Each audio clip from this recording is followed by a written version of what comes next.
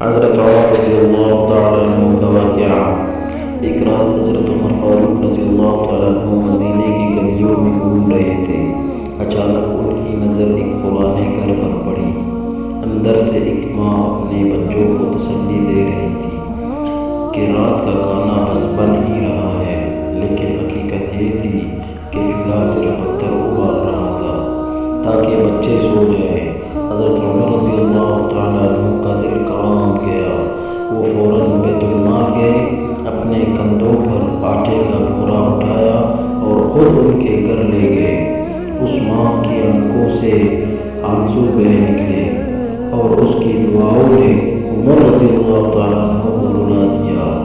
دوستو، کسی کا پیٹ پالنا صرف صدقہ نہیں، اپنی آخرت کو روشن کرنے کا ذریعہ ہے۔ سبسکرائب کریں ہمارے چینل حافظ اسلامک وائس۔ علم، ایمان، حدیث، ہر لفظ میں نور۔ اسلامک وائس اور شارٹس اینڈ ریمائنڈر۔ شکریہ۔